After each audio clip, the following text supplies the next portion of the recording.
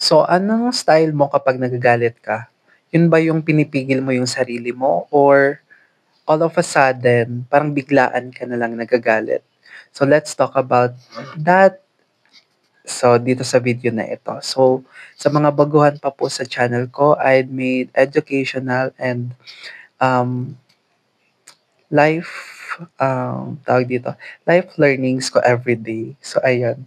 I try to reflect everyday kung anong natutuhan ko kada araw and yun nga, yung sinishare ko dito sa aking YouTube channel. So, ngayon, yun yung topic natin. So, alin ka doon sa dalawa kapag nagagalit ka? Yun ba yung pinipigil mo, yung galit mo?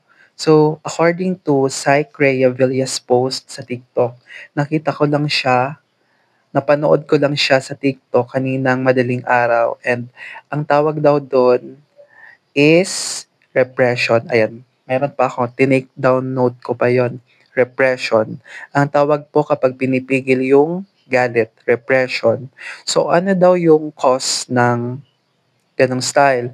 Pwede siyang mag-lead, pwede pala siya mag-lead into anxiety, resentment, or yung meron kang grudge na feeling and sudden or bigla ang emotional breakdown. Ganun daw yung possible na pwedeng mangyari sa'yo kapag pinipigil mo yung galit mo.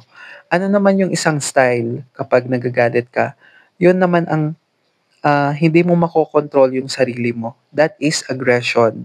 So, kabaliktaran siya ng repression. Kapag aggression state ka daw, you cannot control your anger and it can lead to puwedeng masira yung relationships mo sa family members, sa friends, or kahit saan pang tao na galit ka and magiging siyang cycle or magiging siyang paulit-ulit. So, meron kang guilt na mabubuo sa mind mo and sarili mo.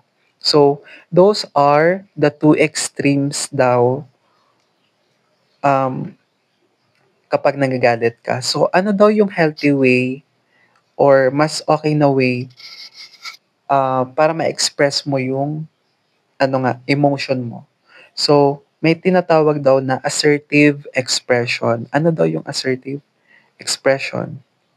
Ito daw yung kailangan mong i-express siya in a calm way with clarity and meron daang boundaries. Ayan, napabikol na ako. Merong boundaries. Okay, with clarity, with calmness, and with boundaries.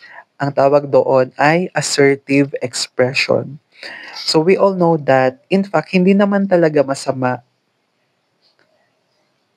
magalit kasi ang importante kung paano mo i-manage kung paano ka magalit. 'Yun yung mahalaga.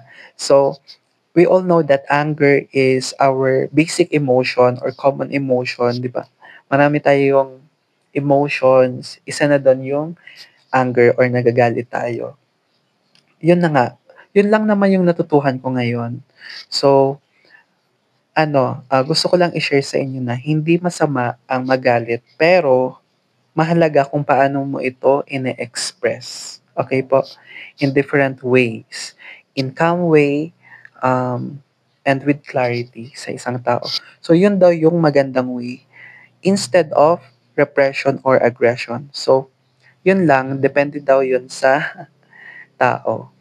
So, ayun, comment down kapag galit ka, it's either nagre-repress ka or aggressive kang tao or assertive expression ka when you are in state of anger. So yun lang. Good night.